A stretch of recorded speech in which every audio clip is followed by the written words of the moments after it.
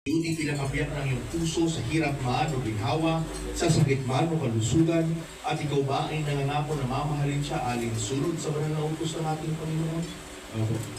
Judy, tinatanggap ko ba si Rico bilang kabiyak ng iyong puso sa hirap man o ginhawa, sa sakit man o kalusugan, at ikaw ba ay nangangako na mamahalin siya alinsunod sa banal na utos ng ating Panginoon? Opo. Kung may nais kayong sabihin sa isa't isa, ngayon ang tamang panahon para sabihin.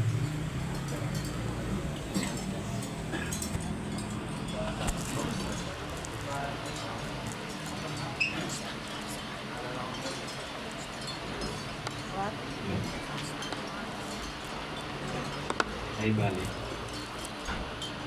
Unang-una po.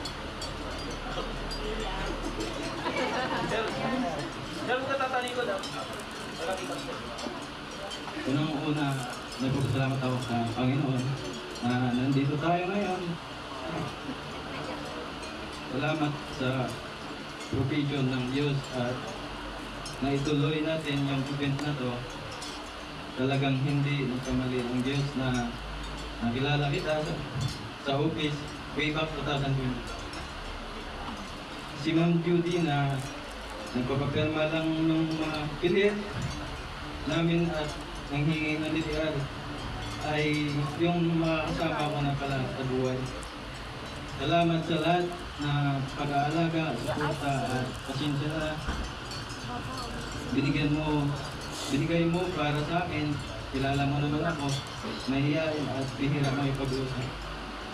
Pero nagkaroon ng confidence dahil sa'yo. At mas lalo ako nakilala ng ang Diyos dahil sa'yo. You are the greatest gift in my life.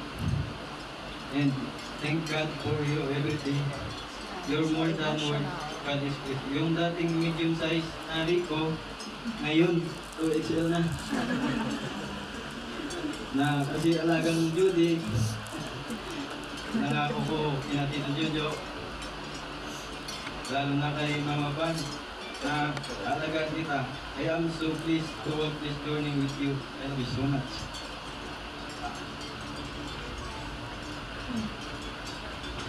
Ay, bali.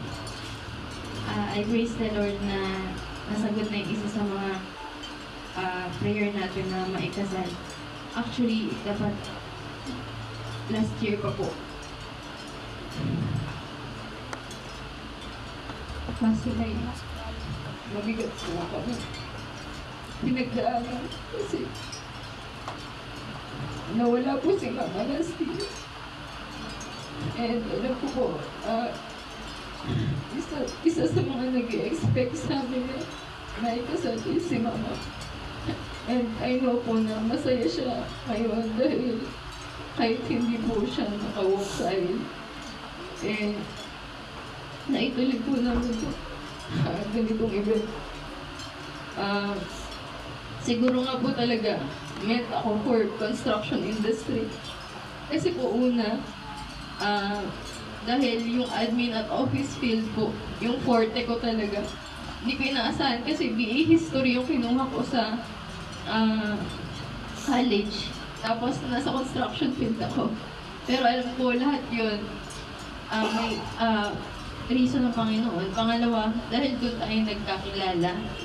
So yung makulit na installer ng glass and skilled man ng construction company, DTR lang naman yung hinihingi ko nun sa inyo, pero bakit binigay ko pati number ko? Ayun.